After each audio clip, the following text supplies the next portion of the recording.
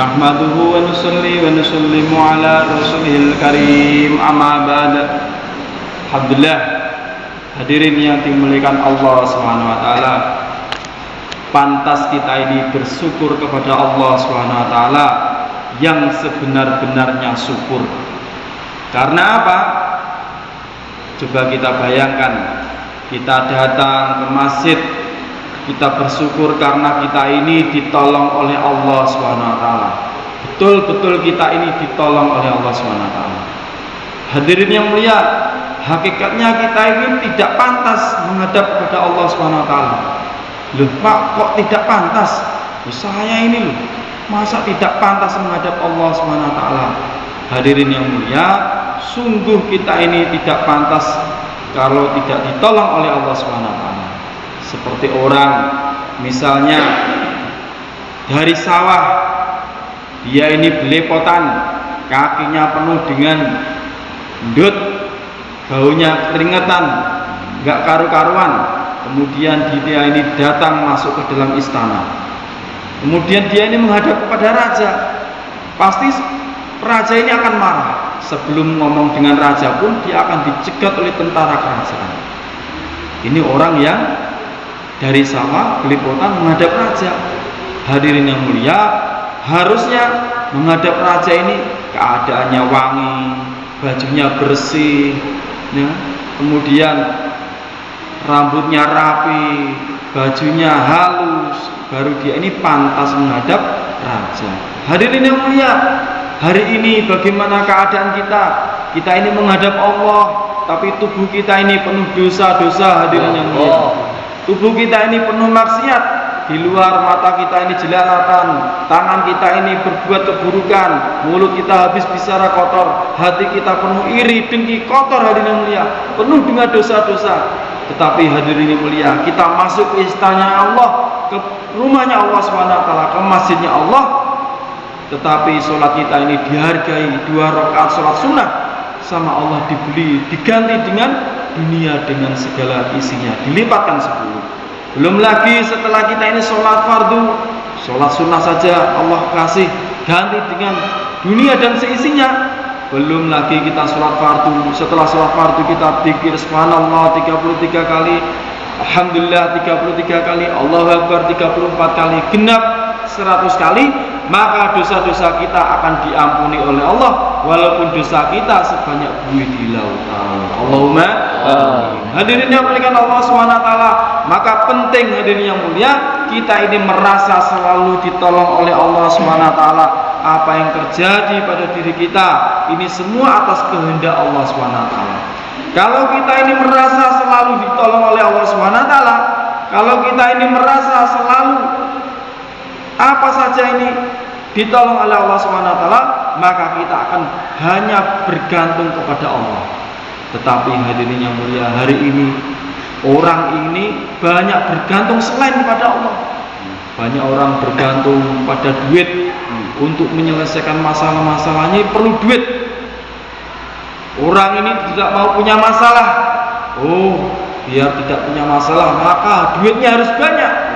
Hari-hari habis subuh sibuk cari duit, ke pasar beli ini beli itu, jualan, ada yang ke kantor ini sibuk cari duit. Setelah duitnya banyak, hadirin yang mulia, dia punya rumah mewah, mobilnya mewah, semua pabriknya, perusahaannya banyak. Ternyata datang masalah juga. Duitnya banyak, rumahnya mewah, istrinya cantik, datang masalah juga. Apa hadirin? Jantungnya pedot. Oh, kalau begitu apa namanya? Selain duit harus sehat. Oh, kalau begitu harus sehat. Akhirnya hadirin yang mulia, sekarang ini banyak orang bersepeda, sepeda jauh-jauh. Ada yang usaha agar dia sehat pakai masker. Ada yang usaha sehat apalagi jualan obat-obat herbal. Itu tadi petugas khidmat bikin teh aja dikasih serai, cari sampai degir-degir. Dia usaha herbal biar apa? Biar sehat. Kemudian ada orang jual obat, apotek jual apa di rumah sakit itu tiap hari banyak penambahan tenaga kesehatan. Apa? Kenapa? Biar sehat. Dibuka rumah sakit megah, kenapa? Biar sehat. Ternyata datang masalah lagi. Duitnya banyak, kemudian dia sehat, datang masalah juga. Apa hadirnya mulia? Masalahnya yaitu Israel datang. Masya Allah. La ilaha illallah. Maka hadirnya mulia, masalah yang terbesar ini adalah mulia, bagaimana kematian kita menjemput kita tidak punya apa-apa. La ilaha illallah. Hadirin yang dimuliakan Allah Subhanahu wa taala. Maka bagaimana kita di sini ini teman-teman ini usaha mensuasanakan diri. Kalau di rumah ini mungkin tahajud berat, baca Quran berat. Kalau di sini berkumpul dengan teman-temannya baca Quran, ikut baca Quran. Kemudian sholat sunnah, maghrib berjamaah, kemudian ikut program lain-lainnya. Ini apa? Untuk mensuasanakan. Di India, hadirin yang mulia, diceritakan ada satu kerajaan. Raja ini tanya pada menterinya, "Hei menteri, yang penting ini apa namanya, fitrah manusia ataukah kebiasaan manusia, ataukah suasananya manusia?" Kemudian menteri ini jawab, "Oh, yang penting itu suasananya, Raja." "Oh, tidak, pelaku fitrahnya." "Ya udah kalau begitu buktikan." Nah, akhirnya menteri ini membuktikan. Menteri ini punya apa namanya, kucing, hadirin yang mulia. Kucing ini tiap hari disuasanakan. Tiap hari kucing ini dilatih apa? Dilatih jalan seperti manusia, jalan dua kaki, tik, dengan seperti manusia, jalan dua kaki, tangannya seperti punya tangan kucing. Tiap hari dilatih seperti itu.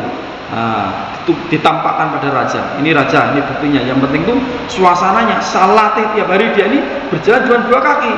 Kemudian raja tidak kalah akal, namanya raja pasti lebih pintar daripada menteri. Maka dia ini tikus dilempar di depan kucing. Maka kucing ini lupa kalau dia ini biasa jalan dengan dua kaki, langsung lari mengejar tikus dengan 4 kaki.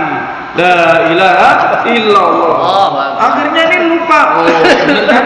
Walaupun kamu suasanakan seperti itu, tapi karena fitrahnya kucing ini berjalan dengan 4 kaki, maka kucing ini fitrahnya akan kelihatan seperti itu. Hadirin yang mulia, ini adalah kita suasana bagaimana kita ini mencari fitrah kita, apakah fitrah ini baik atau buruk. Hadirin yang mulia, maknanya apa?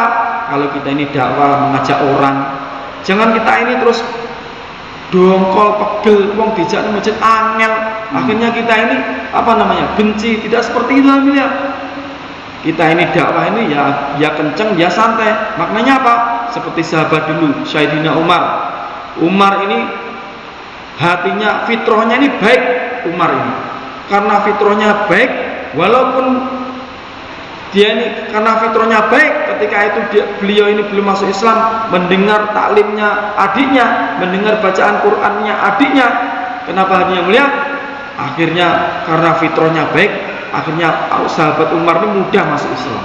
Berbeda dengan Abu Jahal, Abu Lahab hidup di dalam suasana Nabi, melihat Rasulullah, melihat mujizat Nabi, walaupun suasananya baik para sahabat, melihat mujizatnya Nabi bulan dibelah, tapi karena fitrahnya buruk, maka didakwa seperti apapun tidak bisa masuk Islam. Maka dia ini kafir selama-lamanya. La ilaha illallah. Maka kita mudah saja mengajak orang sekali, 2 kali. Kalau dia fitrahnya baik, maka dia ini akan ikut. Insyaallah hadirin.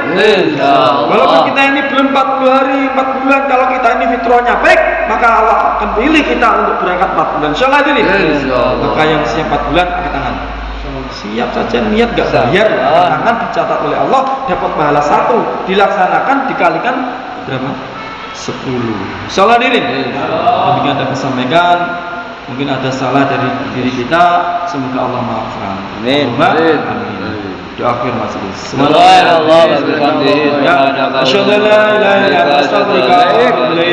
Assalamualaikum warahmatullahi wabarakatuh.